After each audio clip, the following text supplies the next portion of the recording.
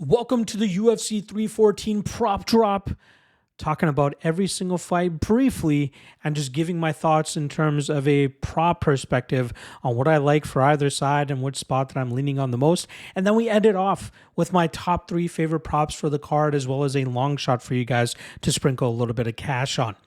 All right, without further ado, let's get right into this first matchup. Nora Cornolle going up against Haley Cowan. I really expect Cornolle to thwart the physicality of Cowan, allowing her to land more damage over the course of the 15 minutes here. And I think she wins this fight on the scorecards, which you can get at plus 145. A little bit of a long shot for you guys here. Cornolle by knockout at plus 500 might have some legs, as I think she is the superior striker. And if she can completely nullify Cowan from getting to these safe spots with her clinch and physicality, she might be able to unload with a barrage of shots similar to what she did to Melissa Mullins, and that could cash as a potential KO there, but I'm leaning more so the decision. And then on the flip side for Cowan, her to win by decision plus 260. That's likely her best way to win this matchup, just out grinding Cornolle in the clinch and with the grappling, but I just don't see that happening. Our next up, Marco Tulio going up against Trishan Gore. I'm thinking this is going to be a violent matchup. I'm liking the under 1.5 at plus 110. I think Tulio by knockout at plus 115 is the prop that ends up coming through here. But I think Trishan Gore by knockout at plus 1200 is definitely worth a consideration. Tulio has sketchy striking defense, and Gore is very fast and explosive with the power that he brings, and it wouldn't surprise me at all if he's able to land a big shot on Tulio here and come through with that knockout. And then also Gore by submission plus 1000. We know he loves that guillotine. I'd be surprised if Tulio gets caught in that guillotine, but I wouldn't be surprised if Gore is able to knock out Tulio completely here. So plus 1200 is not a bad line to consider on Gore to win by knockout. But again, under 1.5 and Tulio by knockout is the way I'd go. All right, next up, Mitch Raposo going up against Sumudaerji. Striker versus grappler here, but I think we'll finally see the best version of Raposo after getting that experience against Andre Lima in his short notice UFC debut. Look for him to mix the grappling effectively here behind his underrated striking, and I think that'll ultimately open up many opportunities for him to control this fight and maybe even open up a submission. You can get him to win by decision at plus 350. You can get him to win by submission at plus 750. And then on the flip side for Sumudaerji, I think it will be harder for him to win a decision here, considering the amount of control I'm expecting Raposo to get. So if Sumudaerji does win this fight, in my opinion, it probably comes by knockout, and you can get that line at plus 310. All right, next up, Cedric Dumas going up against Michal Oleksiejczuk. I'm assuming that we're going to see Dumas look to get this into the clinch sooner than later to try to muzzle the always aggressive offensive nature of Michal Oleksiejczuk. Oleksiejczuk loves to walk his opponents down and throw nasty combinations, which can sometimes lead to knockouts, which you can get at plus 145 on this fight. But I think it's going to be Dumas mixing it up in the clinch and maybe even threatening with that front choke that he loves to apply. And I wouldn't be surprised if he's able to get it here at plus 700, knowing the deficiencies in Oleksiejczuk's submission game and overall grappling game. Also, Dumas by decision plus 550 if he's able to accrue control time up against the cage, similar to what he did to Dennis Tulio. That wouldn't surprise me. And then again for Oleksiejczuk, knockout plus 145. Oleksiejczuk round 3 knockout plus 1000. Usually we'd see a larger line there, but I think a lot of people are reading into, Dumas slowing down later on in matchups, especially when he applies such a heavy grappling game that causes him to expend more energy than he should. But I'm leaning more so Dumas by submission in this matchup. All right, next up, Julian Erosa going up against Darren Elkins. This should be a bloody fight, but one that I actually expect to end up hitting the scorecards. I think it'll be Erosa who gets his hand raised here, being a little bit more active with landing damage and that being the ultimate difference maker. And you can get him to win by decision at plus 195. On the flip side for Darren Elkins, who does a great job in terms of taking his shit kicking early, but running away with matchups late, you can get him to win by decision at plus 550. Again, both these guys will bring the heat and will bring the aggressiveness, but I'm going to rely on Elkins' durability here. His submission defense only been submitted once, and that was 15 years ago against the UFC record holder in submissions in Charles de Bronx Oliveira. But again, should be closer than the odds indicate, but I'm expecting it to hit the scorecards.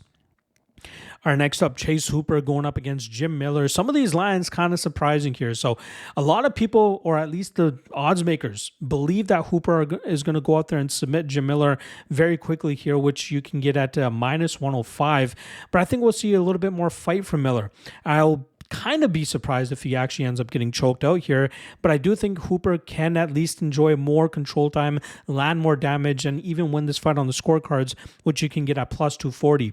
On the flip side, for Jim Miller, some crazy odds here in my opinion. You know, a veteran of, you know, the most UFC fights in UFC history, not to mention you know, his own BJJ black belt, might have some success in the striking realm as well. But I expect this to mainly be a grapple fest. You can get Miller by submission plus 1,800. I'd kind of be surprised if he actually gets it, so those odds kind of make some sense. But Miller to win by decision at plus 1,300. You know, if he's able to stifle some of Hooper's grappling, maybe land some bigger strikes, maybe get to his calf kicking game that he likes to implement, maybe he's able to land more damage and win this fight on the scorecards as well. So I think Hooper by decision plus 240 is the sneaky prop in this one. I don't know why everybody thinks it's a foregone conclusion that he submits the veteran here, Jim Miller. It's possible, but to pay minus money on that prop, I think is a little bit unjustified. All right, next up, striker versus grappler here, as we have Yan Xiaonan going up against Virna Jandiroba, who comes in looking to take Yan to the ground and grind her out or find a submission. I don't think she'll get the submission, but I do think she'll be able to get the control time and grind this fight out at her pace, and you can get Jandiroba to win by submission at plus 210. You can get the same line on Yan Xiaonan to win by decision at plus 210.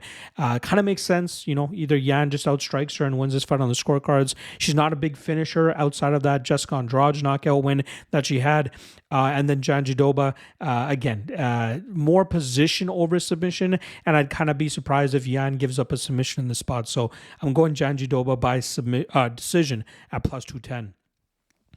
All right, next up, Dan Ige going up against Sean Woodson. I am leaning on Woodson here. I think his height and his reach and his boxing background will allow him to touch up Dan Ige from distance and put him on the heels for the entirety of this fight. Minus 105, you know, a little bit wide for my liking, but Dan Ige, very durable as well. So I'd be surprised if he ends up getting finished here by Woodson. But I do like Woodson to grind this out with that striking and win it on the scorecards. On the flip side, you know, the inside the distance numbers on Ige are not too shabby. For him to win by knockout, plus 380, possibility, but the one that I think a lot of people are overlooking is him to win by submission at plus 1,700. We're talking about a BJJ black belt and a veteran who has to know his best way to win this fight is to try to take Sean Woodson down and try to get his back and sink in that submission. I'd be surprised if he is successful in doing so, as I am picking Woodson to win this matchup, but that's not a bad hedge opportunity and a long shot that you might be able to sprinkle something on, and it could end up bearing fruit. But again, like I said, Woodson by decision is going to be the way that I lean for this fight. All right, next up, I believe this is the first fight on the main card. We got light heavyweights going at it here, as we have Nikita Krylov going up against Dominic Reyes. I think we're going to see Krylov get to his pressure grappling game, but I don't think it will bear fruit in terms of working for a finish. I think we'll see him grind out Reyes here by continuously pushing the pressure for Krylov to get to his grappling, and I don't know if he'll be able to hold him down for an extended period of time. But I think the constant work of getting into the clinch, getting to the takedowns, mat returning, cage pushing, I think that's going to cause Reyes a lot of issues here.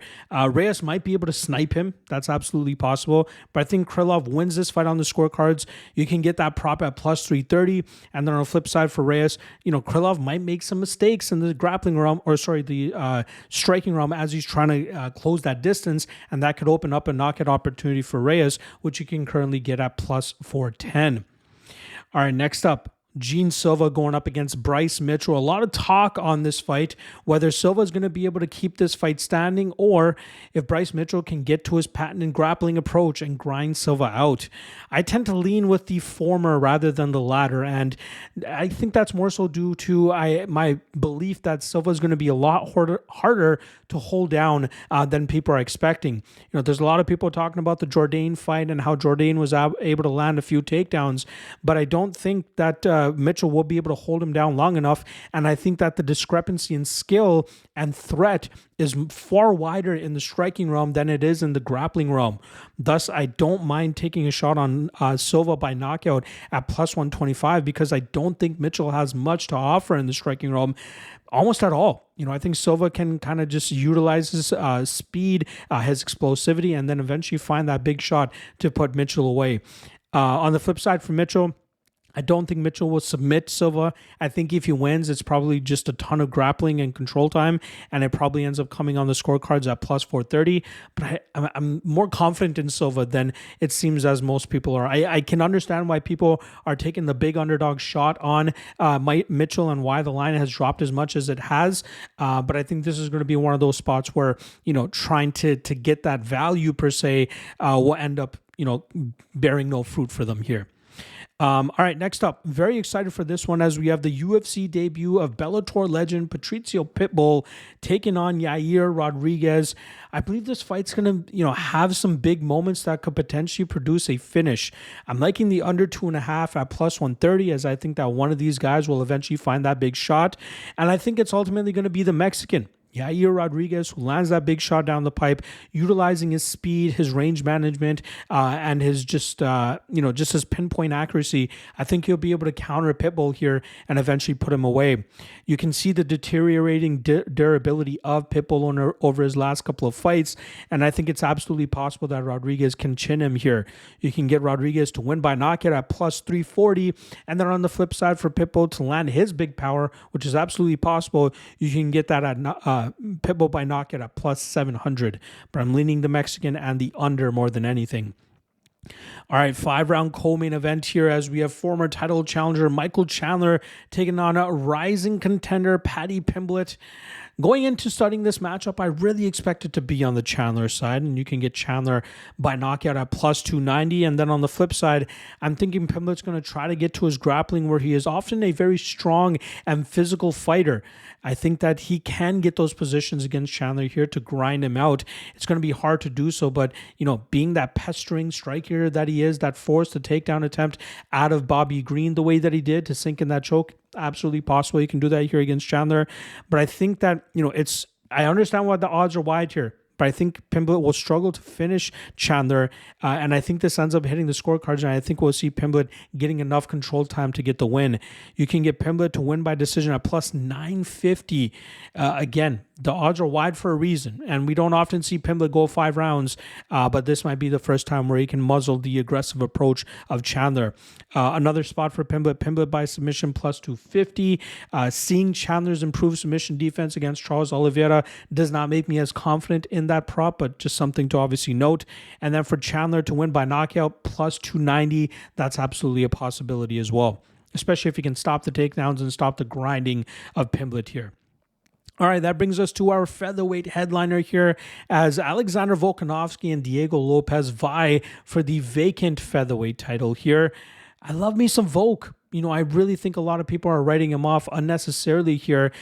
Fighting guys like Islam Makhachev and Ilia Topuria is a giant step up compared to what he's facing here against Diego Lopes.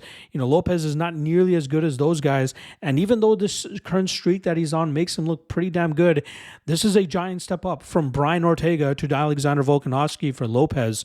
I think Volkanovski controls this fight. I think his durability should be fine considering the amount of time that he's taken off and the fact that he is more than in shape now compared to when he got knocked out against Islam Makhachev, and obviously not fighting as big of a power puncher as he was when he fought Ilia Topuria last year. I think Volk grinds this out. I think he wins it on the scorecards at plus 230. But there is, a world where I think Lopez's cardio is a bit of an issue, and Volk could start, putting the beating on him, just like he did against, Korean Zombie, just like he did against Yair Rodriguez, and maybe he's able to get Lopes out of there in the championship rounds. You can get Volk to win round 3 plus 1,600, round 4 plus 1,800, and round 5 plus 2,000. Those are definitely worth some stabs here considering the skill discrepancy that I'm expecting to see. On the flip side for Lopes, I think if he wins, it has to come within the first 2 rounds. And that's with him finding that chin of Volkanovski, which again, I think the durability issues here are a little bit over-exaggerated. But again, I don't see Lopes winning this fight on the scorecards, and if he ends up winning, it probably comes in the first 2 rounds. You can get Lopes round 1 plus 700 and Lopes round 2 plus 1200. So 2 ways to go about that fight if you're looking for Lopes. All right, let's talk about the 3 best prop bets on Longshot that I got. Last week, we go 1 and 2 on the 3 best prop bets. Barbosa by submission plus 110. Easy money there. McKee ends up finishing Frunza a lot quicker than I expected him to. I thought that fight was going to go to the scorecards, so that we have to rip up that ticket at plus 420. And then Joe Anderson Breed 2. I'm done with him. I am done with him. He is not the fighter I thought he would be. I thought he would be able to get that big shot. He couldn't get any big shots off on Sabatini here, so credit to Sabatini for shutting down the aggressive threat that Britu normally brings to the table. And then the long shot Guru round 3 plus 800. We don't get there. We don't even get past the second round, so unfortunate there.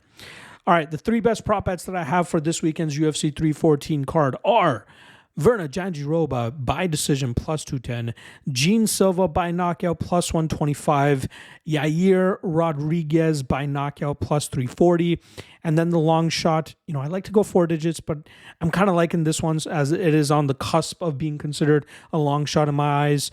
Cedric Dumas by submission plus 700. I think he snatches that neck of Oleksiejczuk and forces the tap or puts him out cold, whatever it is. All right, there you guys go. Prop drop for UFC 314. That is a wrap on all of my UFC content for the week. There is no UFC next week, but there are 3 other events that I will be covering. We got LFA 207 and PFL 3 going down on Friday, and then we got Cage Warriors going down Saturday afternoon. But next week is a very big week for your boy. I am getting started on a big move.